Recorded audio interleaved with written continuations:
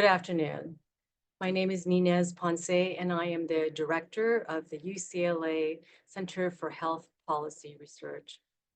Professor and Fred W. and Pamela K. Wasserman Endowed Chair in the Department of Health Policy and Management at the UCLA Fielding School of Public Health and the principal investigator of the California Health Interview Survey.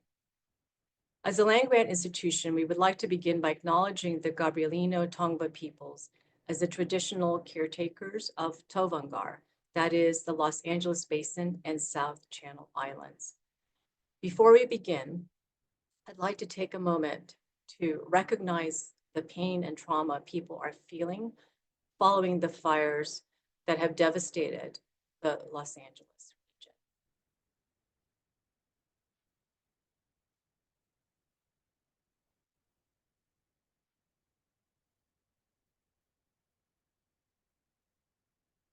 Happy Lunar New Year, which is today. So there's some celebrations to be had. And thank you for joining us today as we share findings from our study about why many California college students who are experiencing food insecurity aren't getting the assistance they're eligible for. Following the presentation, we'll have a conversation about the report and some of its recommendations.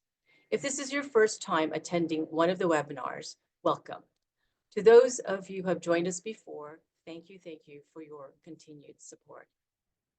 Food insecurity, which is defined as having limited or uncertain access to adequate food, can affect someone's physical and mental health. And when it comes to students, it can understandably influence educational outcomes. To place this study in context, 13% of US households experience hunger and food insecurity. For college students, it's 44%.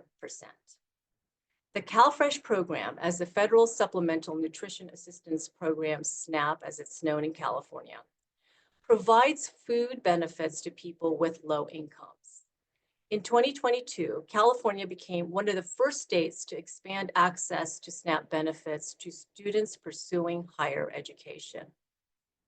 However, a lack of specific guidance from governmental agencies has resulted in colleges and universities across the state trying different approaches to raise awareness of the program and to assist students in signing up. This patchwork approach has yielded inconsistent results. For this study, researchers at the UCLA Center for Health Policy Research, CHPR, and Cal State Fullerton partnered with basic needs offices at 6 California institutes of higher education, conducting interviews, surveys, and focus groups to better understand the characteristics of effective programs, the challenges to implementation, and recommendations for building successful programs and promoting student use. Before we dive into the data about food insecurity among college students and recommendations for how to increase participation in the CalFresh program, I wanted to share some data from the latest California Health Interview Survey about food insecurity and climate change, specifically about experiences with wildfires and wildfire smoke. According to data collected in 2023, broadly speaking, people who have experienced extreme weather-related events in the past 2 years, or wildfires or even wildfire smoke, were more likely to report being food insecure than people who have not experienced any of those events. So for example, among people who have experienced extreme weather-related events, 54% were food insecure versus 44% who had not experienced these adverse events. Among people who have experienced wildfires, 67% were food insecure versus 48% of people who had not. And among people who have experienced wildfire smoke, 59% were food insecure versus 45% of people who had not. Obviously, some of the wildfire smoke has led into a lot of dryness of air in the Los Angeles area, so apologies. So we will continue to collect data on experiences with wildfire smoke, and other extreme weather-related events as we begin to recover from these devastating fires. If you or your organization is interested in partnering with us and exploring the associations between wildfires and health, please reach out. So back to our report on food and security among college students. In a few minutes, we're going to learn about this crucial work from two of the lead authors of the report and accompanying fact sheets. Dr. A.J. Scheitler, the Director of Development, Engagement, and Strategic Planning, and the Director of the Data Equity Center at the UCLA Center for Health Policy Research, will be one of our speakers. She'll be joined by Dr. Tabashir Nobari, Assistant Professor in the Department of Public Health at California State University, Fullerton, who was once a graduate student researcher here at UCLA CHPR. So last week, AJ and Tabashir were joined by the UCLA CHPR's Dr. Sue Babby and Cameron Mims-Jones from Nourish, California, and Oscar Sandoval from the Center for Healthy Communities at Cal State Chico, as they met with state legislators and policymakers to discuss their findings and recommendations. As always, today's webinar is being recorded and will be posted to our YouTube channel. And please email our communications department at healthpolicy@ucla.edu. So we'll put some of that information in chat. Again, thank you for joining us today. Okay, thank you. So we'd like to thank ECMC Foundation as the primary funder of this work. Their interest is in student outcomes, but as we know, health is a very important component as to whether or not students can achieve success at all levels, including the post-secondary. And so we appreciate their support of this work. I wish to thank my study team who are online here today. We had a lot of very thoughtful folks working on this with us, and you will hear from some of them during the presentation today. Also during the Q&A section, they will be joining me. So the purpose of our study, as Dr. Ponce mentioned, California has, once again led the way across the country in trying to address the growing problem of food insecurity on campuses by opening up their SNAP program. When you qualify for SNAP on a financial basis, there are other criteria that you have to meet, and they include either a requirement for work hours or requirement to be part of a training program. California changed their rules such that some college programs now meet that second qualification, such that students who meet the financial criteria and are enrolled in one of these programs now can see if they can get SNAP benefits to help subsidize their monthly income specifically for food programs. We wanted to look at how that rollout was going, how successful was it, and hear from the folks on the front lines of this work, what could be done since the program is so new to try to make it better, make it even more effective. And we are also under the eyes of other states who are considering similar programs. And so our recommendations today are both focused at California and how we can improve here, but also at other states who are watching what's happening here who may be considering similar programs. This quote from one of our participants, I think, encapsulates why this work is so important. It is wonderful that California acknowledged that this could be a tool to help address food insecurity among this specific population. However, the program wasn't originally designed to it. And so, as we're going to discover, there are nuances specific to this population that perhaps going forward need to be considered to continue to improve the program. So our objective was to look at effective elements and make recommendations to changes to the SNAP and CalFresh rollout. We did this from the perspective of the folks in the basic needs office on campuses, as well as the students. And we have come away with ideas for policy, both state and federal, since SNAP is a federal program. The administrative practice on behalf of CDSS and the CalFresh offices at the county level, who are the ones who deal with the applications, as well as the programs on campus, both from the basic needs office and the administrative level on campus, to say, here are things that you can do to really make this program be as effective as the lawmakers intended when they opened it up. We picked 6 study sites. California has three distinct higher ed public systems: the UC system, the Cal State system, and the community college or just college system now. We selected sites that had diverse student populations, got some geographic variety in our study, and really enjoyed working with all of these folks and learning about the differences, because they are in different areas and serve different populations and have different resources. The activities that they undertook on their campuses and the needs that they see differed a little bit. And so it was very instructional for us to learn from each of them, to say, here are the things we've tried, and here's what we have found that works, and here's what we believe could really make this program better. We invited all of the head staff members at the Basic Needs Office who work with CalFresh, one student from each campus, to join a study advisory board so that they could see throughout our process what we were planning to do and make sure we were headed in the right direction and talking to the right people. We wanted to hear from them when we had some findings, to say, yes, that tracks with what it is that we're living on a daily basis, and then to vet our recommendations. We also invited 3 outside organizations, the California Student Aid Commission, Nourish California, and the Center for Healthy Communities, to participate on that study board as well, and we greatly appreciate all of their participation and expert insights. We did the study in 3 phases. We started with stakeholder interviews at each of those basic needs offices with staff and students who work in those offices. In phase 2, we conducted a student survey at all 6 of the sites. And then in phase 3, we took the information from phase 1 and phase 2, put together all of the characteristics that we learned about what makes an effective program on campus, and all the recommendations they have for how to improve the administration of this activity.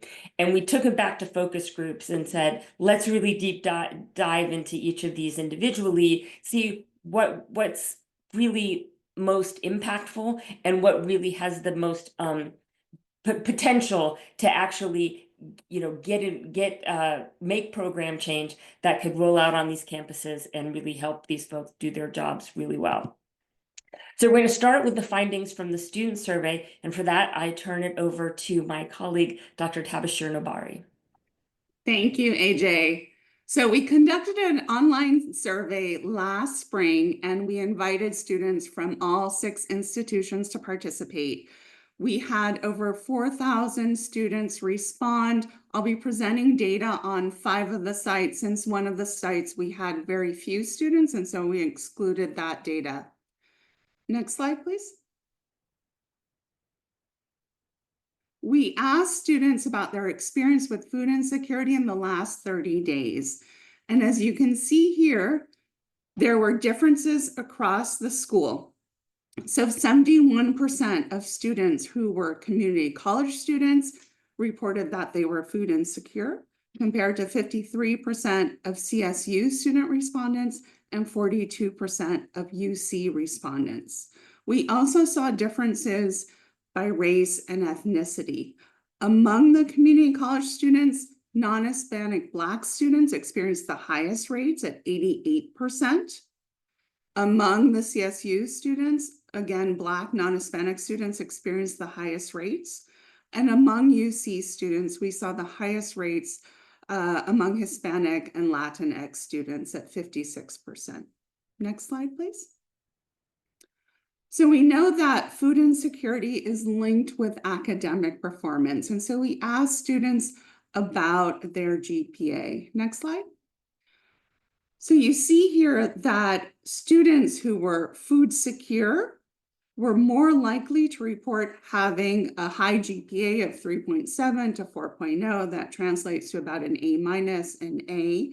So 63% of students at UC who were food insecure reported having that high GPA, compared to 48% of students who were food insecure. We saw a similar relationship for students who were at Cal State universities. However, we didn't find this association between food insecurity and GPA at the community college. Next slide, please. We did ask more about kind of their academic performance, not just about GPA. We asked students if they sometimes or frequently consider dropping out of school. And at the three different school types, we saw that food insecurity was associated with students more likely to think about dropping out of school. So among UC students, 19% of food secure students sometimes or frequently consider dropping out of school, compared to 39% of food insecure students. Among the community college students, 25% of food secure students sometimes or frequently consider dropping out, compared to 56% of food insecure students. Next slide. We asked students about their use and awareness of CalFresh. And we saw that there were differences by food insecurity status. So among all students, students who were food insecure were more likely to report using CalFresh. 25% reported using CalFresh, compared to 17% of food secure students. Now you'll note that among the food insecure students, 45% of students had heard of it but never used it.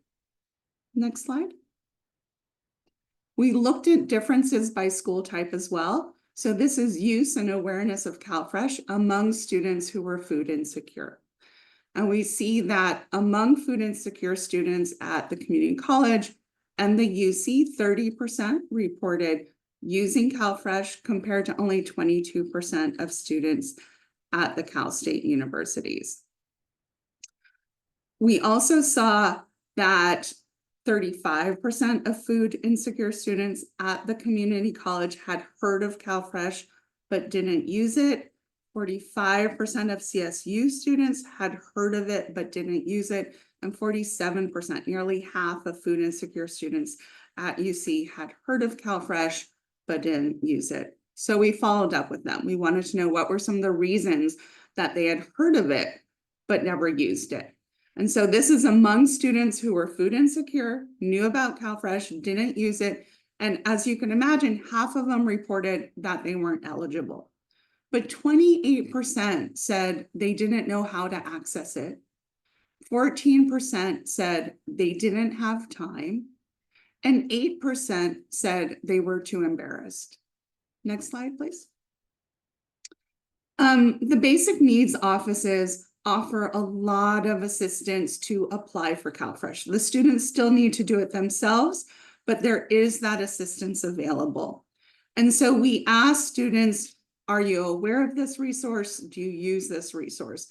And we found that among the UC food insecure students, 7% reported using the resource, 13% reported having used the resource in the past, compared to 3% among the CSU students who used it, and about 12% who had used it previously. What's striking here is that 42% of students at community colleges had never heard of this resource. And 30%, a quarter of UC students who were food insecure had never heard of the resource. Again, we followed up with those students who had heard of the resource but never used it, why they didn't use it. Next slide. And so the primary reasons were they thought they weren't eligible at 34%. 22% said they didn't know how to access it. 15% said they just didn't have time to access it. Next slide, please. Some of the campuses accept EBT, whether it's at their restaurants or their corner stores. And we asked students who were food insecure, do you use EBT on campus? Are you aware of it? And you see here that really among the UCs, we're seeing a higher percentage of students who are using EBT on campus. So 13% of UCLA students reported using EBT on campus, and 20% of UC Davis students reported using EBT on campus. And EBT is like a debit card. It's where you've got the CalFresh benefits and students can use that to purchase food. Next slide. Thank you. Thank you, Dr. Nabari. Now, those are, to be fair, the highlights of what we found from the student survey. The full report, which we will share again, a QR code for that, and hopefully that's getting into the chat, has most all of the information, all of the measures that we looked at across all the schools. But we are limited in time today, and so we are sharing the highlights, the big things that we think are most interesting, but there is a lot of valuable information in that report. So I hope that you will go look at the whole thing. But I'm going to now move into phase 3. As I mentioned, we took what we heard from interviews in phase 1 and out of the student survey, and we went back to focus groups and said, okay, tell us what you think about what we heard from different campuses. Because as I mentioned, there were differences across the different institutions about how they were rolling out things, what they were finding the most success with, and what their recommendations were. And so we brought folks from all of the institutions together, both 2 focus groups that included the administrative staff again, and then 2 focus groups with students who were invited who had participated in the student survey and said, what do you think of these ideas? And so I want to share some of that with you now. A few of the important things that we heard about were about the financial priorities that students set. Rent and having a place to try to live full-time on a continuous basis was number 1, followed very closely by tuition and school expenses. Those were the 2 things that most students tried to see as things they couldn't take off the table, but then food got shoved down to the bottom with personal items and things that became more discretionary and things that students would, if they had to, be willing to give up in order to afford where they live and their tuition and school expenses. We asked about the outreach programs that were on campus. After we had kind of a list of what all the institutions did, we said, all right, students, what's really having the biggest impact on you? And we got mixed reactions, and it definitely differed across the different campus types.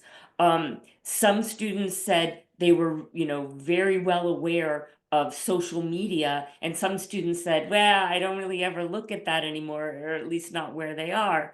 Some students were knew about the basic needs office, where it was on campus, could tell you a little bit about it, and others had not heard about it at all before our study. And so our takeaway from this was that unfortunately we don't have a recommendation specifically on 1 or 2 or even 3 things that you can really focus on to make sure that you're reaching students. It really has to be more of a full coverage area in order to hit all of the students, particularly depending on if your student body population is more traditional, whereas they're on campus at, during the day and more common times, versus those that see a lot of online and students that take night courses.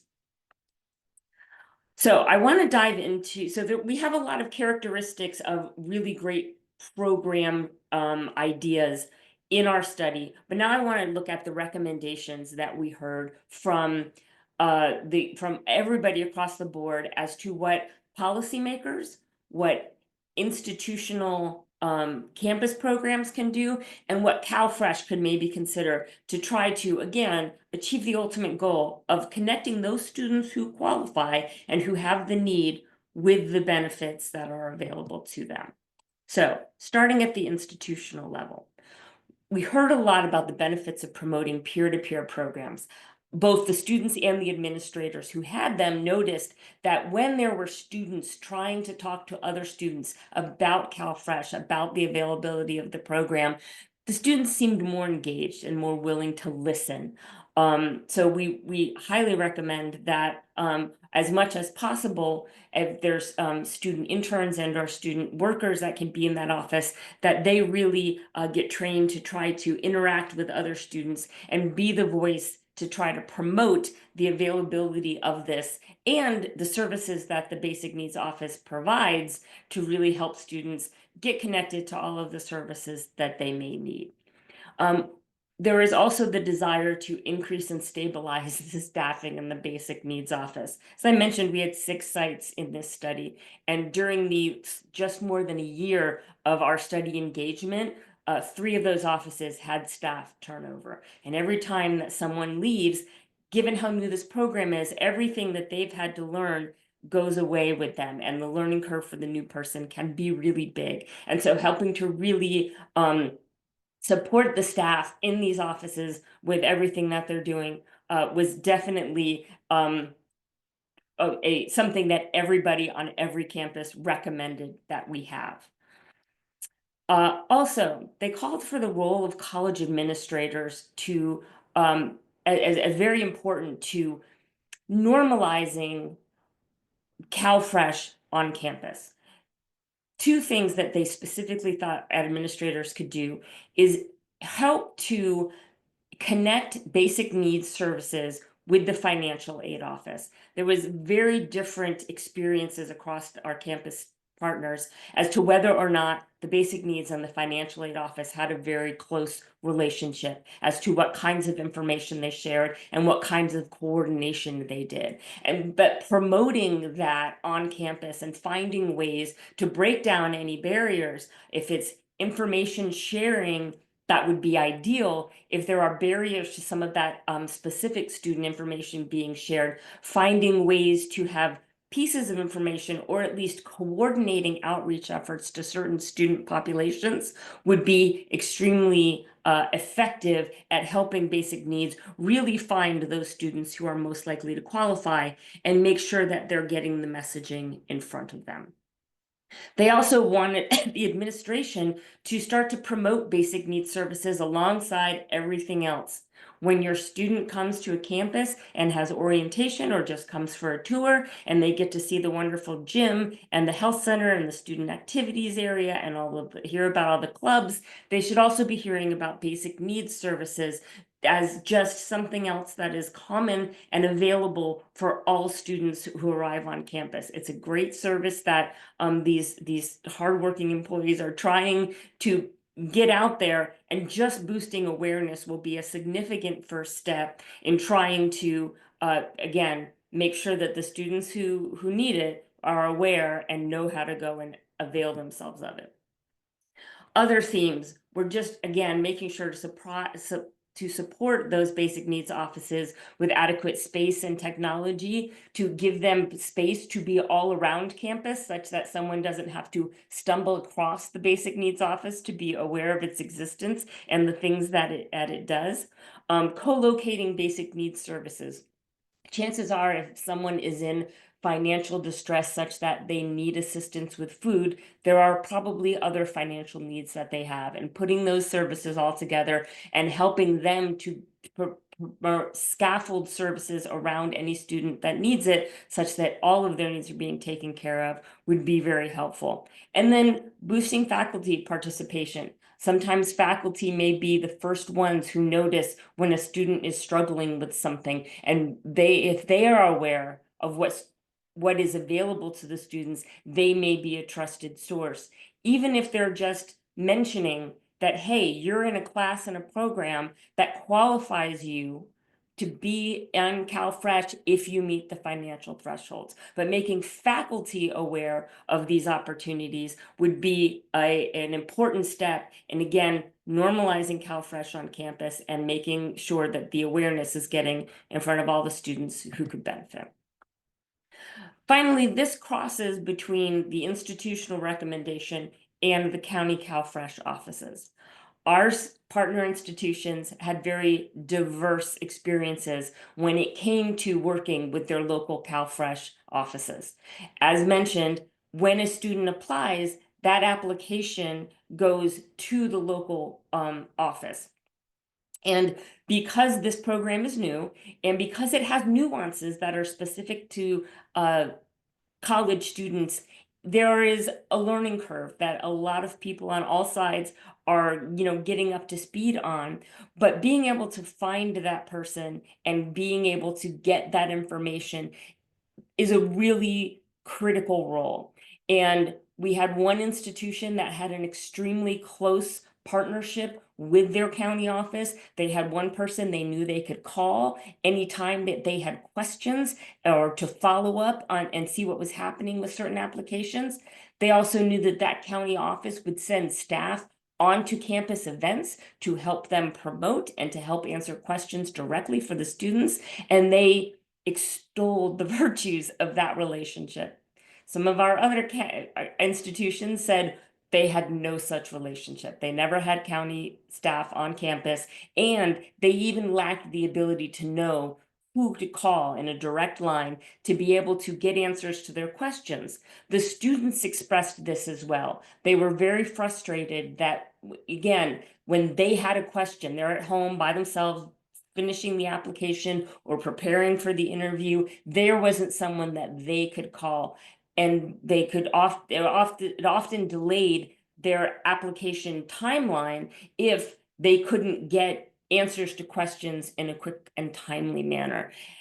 The institutions also hypothesized that if they could take on more of the activities involved in the screening, that they may be able to help such that the applications that do get filed are more likely to get approved because they've already gone through the steps to make sure that the application is complete, that the information is correct, and that they have a pretty good understanding of the qualifications that would apply to any given student, and they can help them to determine whether or not they should or should not apply. So having a really good working relationship between the institutional basic needs offices and the local county CalFresh office can make a significant difference. And they all felt like this was one area that should be explored sooner than later. Moving on to the county offices, there was a lot of hope that perhaps the process could get better over time. Again, dedicated county staff who are familiar with the student-specific requirements. As I mentioned, the students have to be enrolled in a program that qualifies them for what's called a local program for improving employability, shortened LPI. All of the schools apply to have their programs approved as LPIs. So that database of those approved courses is changing as more institutions apply to have more programs approved. So keeping up to date with all of those changes is a challenge, we recognize, but having one staffer who's dedicated to that or multiple staff who are always up to speed on those things could really be helpful, because they recognize from an institutional side that that's one of the main reasons that students get denied, and that's something they feel like is a technical problem that could be addressed. Again, having staff that really have the resources to support them to do their jobs so that they always know up-to-date information to be able to approve the applications that are in correct programs. Also, transparency with those approval and denial rates. As we mentioned, the basic needs staff, they don't file the application. They provide support, direction, help identify the resources that are needed for a successful application, but the student themselves are responsible for it. And unless the student comes back to the basic needs office and says, hey, I was denied, the office has no idea. And if the denial happened to be on a technical aspect of the application, something being wrong, something being calculated wrong, an LPI that is approved mistakenly thinking that it was off the list. Those are things that the basic needs staff can help do a resubmission that would be successful, but they don't necessarily have the information. So if there was a way that they could be advised when a student is denied and what those reasons are, that could really be instrumental in helping make sure that students who should have been approved can get the opportunity to make whatever changes they need to, make whatever corrections, and do a resubmission that would be successful. One of the biggest concerns that Basic Needs Office see on behalf of the students is stress about the interview process as well. All of the applications are accompanied by an interview, and students are really apprehensive about doing that. And so one of the things that the staff also feels like they are in a good position to do, but would like to be empowered to do, is give more support to the students to prepare them for that interview process so that it goes better and isn't what sinks their application. All right, policy-wise, as we've mentioned, SNAP is a federal program. CalFresh is California's iteration of that at the state level. So some of these policies would involve federal change versus state change. What we are happy to have discovered is that a lot of these things are on the minds currently of lawmakers. As Dr. Ponce mentioned at the top of the webinar, we were recently in Sacramento sharing our findings with both agency and legislative staff, and we were very happy to hear some of the feedback on what's on their minds and what are some of the things that they're thinking of doing. And they were very happy to get some of this information to help support the work that they're hoping to do. One of the wonderful things that is being considered is ways to improve the sharing of data among different benefit programs. When a student applies to college and they fill out the FAFSA, it feels like that information could be a wealth of pre-populating other forms if a student meets certain financial criteria.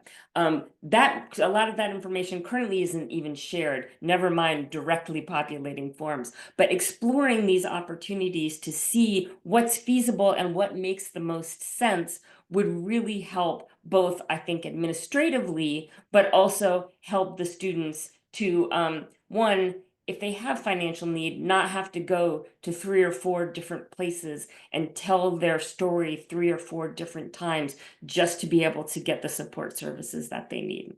Other desires were an increase in the flexibility in student pay calculations.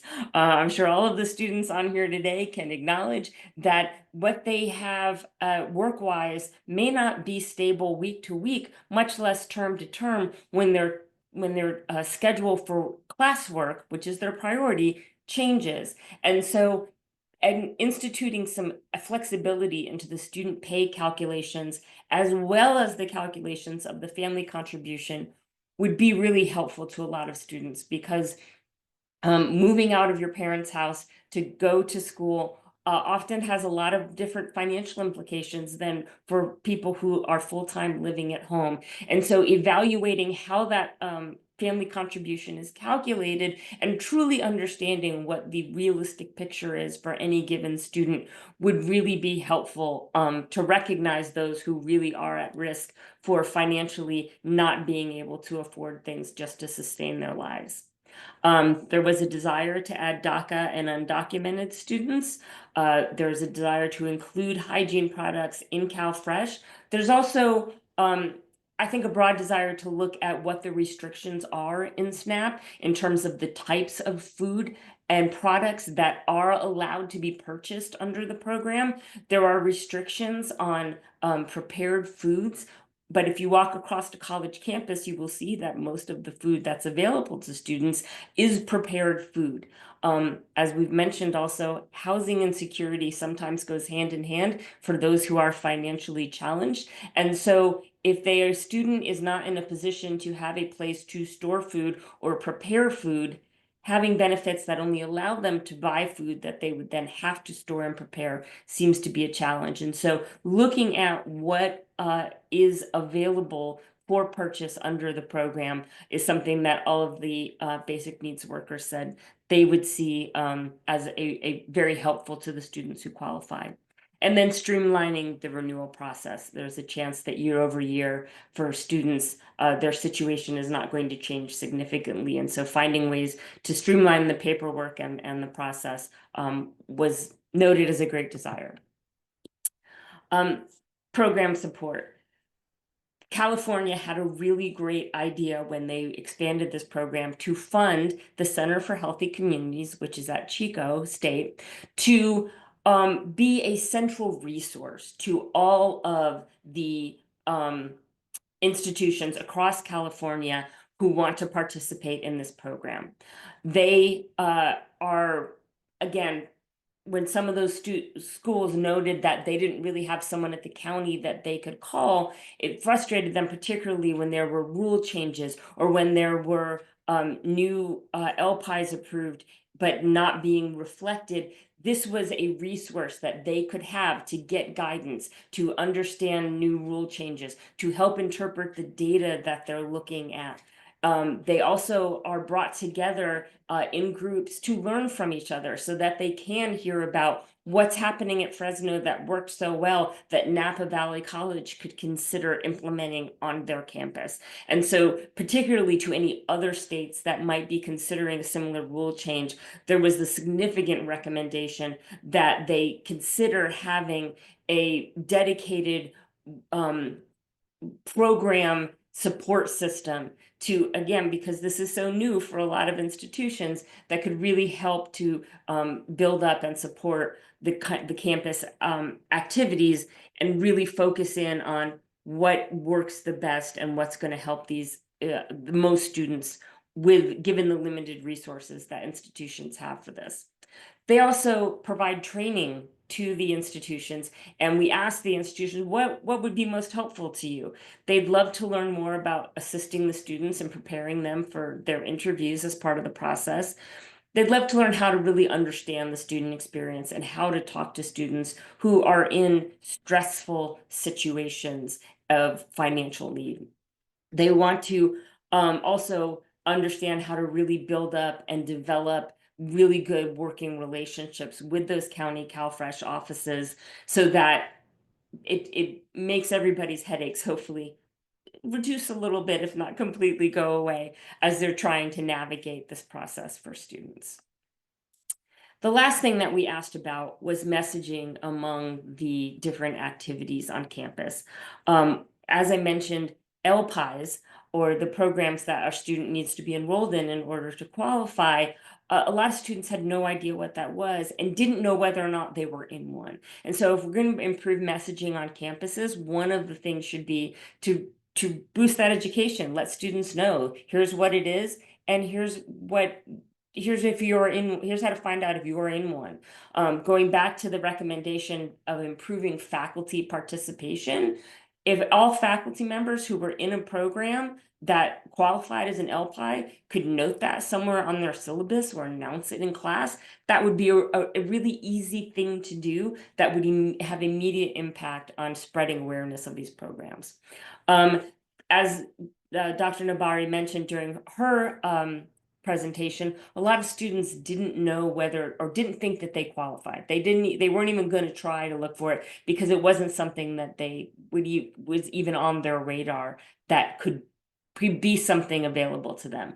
And so making the awareness of how you qualify, who qualifies, and putting some of that detailed information out there would really help to let students know, oh, wait a minute, maybe I thought my parents made too much money, but maybe under this I could qualify. And if they're going without meals, we really need to get this information in front of them and help make them aware that this is an option.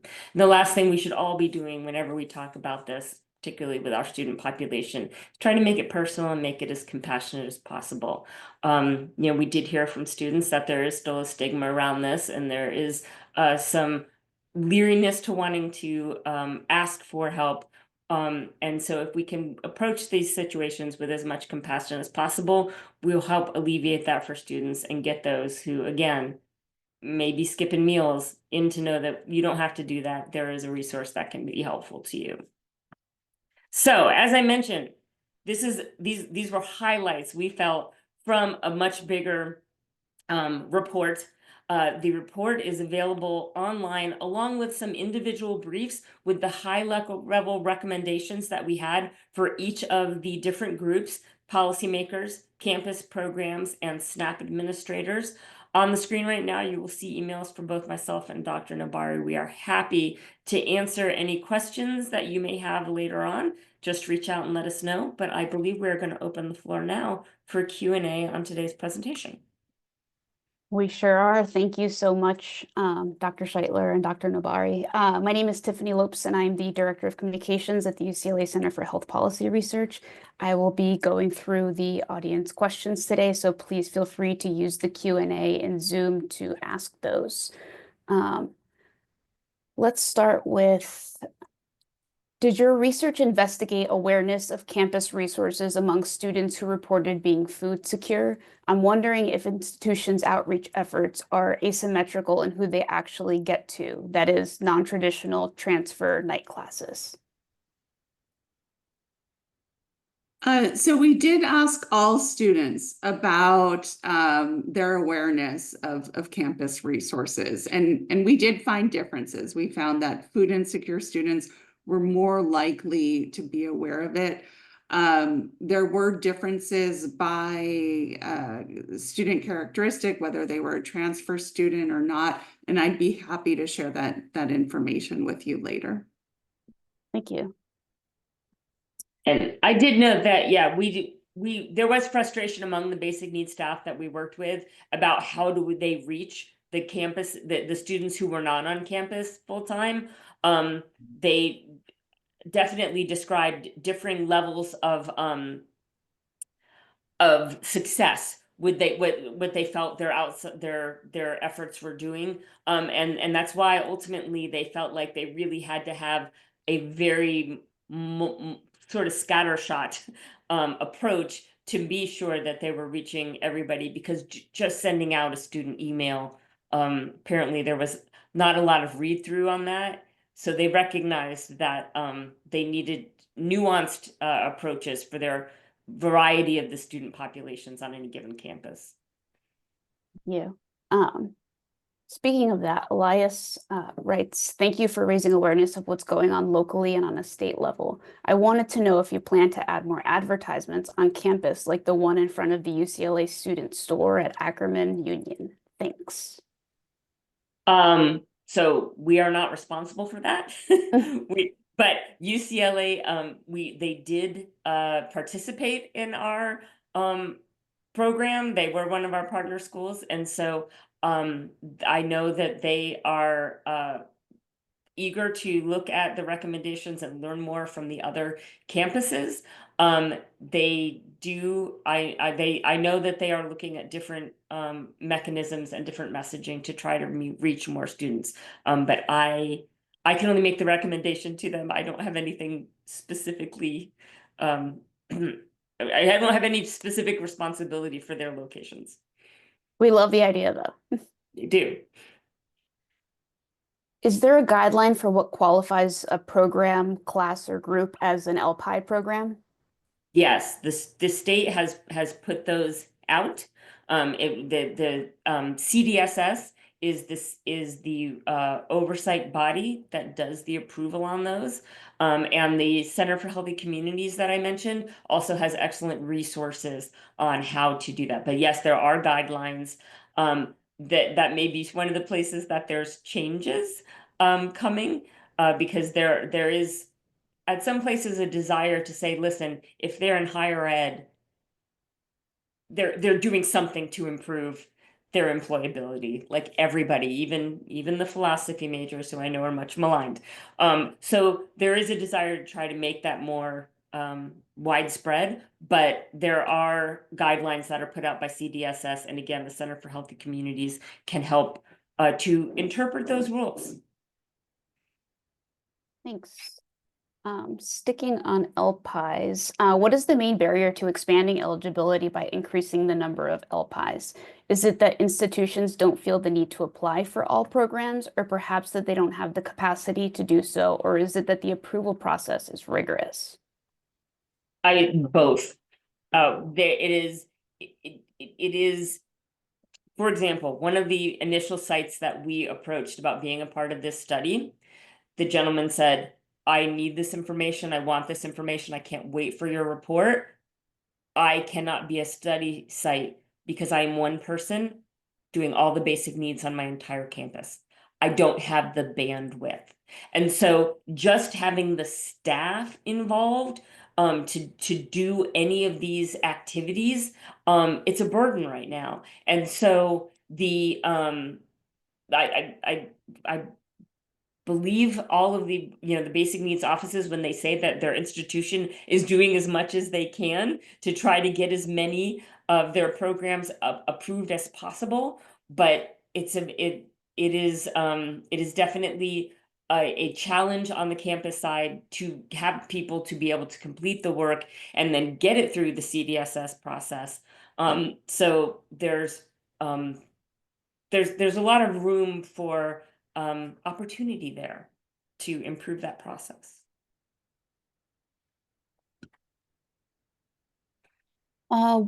Someone asked if there's campus-specific data that is available. They would love more information for UCLA so they can find ways for improvement. Dr. Nobari. Yes, so we've created these 2-pager briefs for each of the schools who participated. We have one for UCLA, both on food insecurity and their use of resources, as well as on housing insecurity and homelessness. Those will be posted this week, and I'd be happy to email them to you as well. Yes, if the person who asked wants to drop their email in the chat to hosts and panelists, we can do that. Otherwise, you can also email the authors right on the screen, AJ Scheitler at ucla.edu and Tino Bari at fullerton.edu. A few more questions. Can you expand why some data collected from Napa Valley College was small? Was there less participation in the survey or focus groups? So I think a couple of things happened. As I mentioned, we had staff turnover, and then their approval process for us to be able to launch the survey on campus took a long time. And I just think it hit at the wrong time. So we did get some students who participated in the survey, but not nearly enough to feel like we could talk about the findings there. We did, however, have staff talk about Napa Valley. We did do in the interview phase and in the focus group phase. So unfortunately, we can't do the specific 2-pagers that we were able to do for the other institutions for Napa Valley. I'm curious as to whether there is a component of the CalFresh application form in which a secondary or third email address can be added for updates so that students can put their basic needs office contact information and have their acceptance/denial directly forwarded to the office. So we are looking, I know that there are folks at the state level that are looking at ways to improve that connection. I do not personally know whether or not that idea has been floated. You may want to recommend it to someone. But we do know that in our conversations with some of the CDSS administrators that they are trying to examine the different opportunities to improve that communication. What ultimate form that will take, we are not yet aware. LA County is incredibly huge and receives so many CalFresh applications, and I believe this is one of the barriers that prevents more direct/involved relationships between LA County liaisons, caseworkers, and CalFresh student application assistance program workers. Wondering if the campus you mentioned, where they had a very close connection with their liaisons and caseworkers, gave any reasons as to how they were able to gain and maintain this relationship. Whoever asked that question, you hit the nail on the head. The campus that has the great relationship is UC Davis, and they are in Yolo County, and they are, they're the only large institution up there. And so the county definitely has a different number of institutions that they have to try to work with.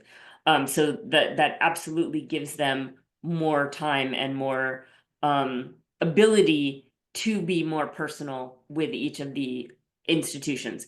Definitely UCLA and LA Mission College, were the ones who said, we're frustrated that we don't have that kind of relationship. And so the question becomes, what is the staffing like at the CalFresh offices in Los Angeles that does not currently facilitate that kind of opportunity. That is a question that we have not only for LA, but for some, across the state. Where are the differences, and what are the differences, and what can the counties that don't currently have that system in place do to be able to get it in place? And frankly, what are the benefits and or any downsides to doing it?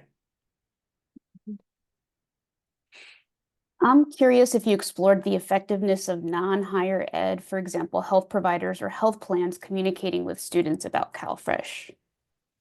That was not a part of this study, no. We specifically, in this opening salvo, we were interested in the experiences of those on campus whose job it is every day to try to get students connected to whatever kind of support services they need.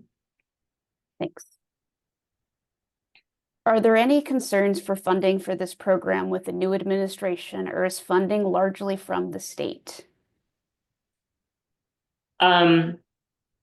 No, timely question. No, the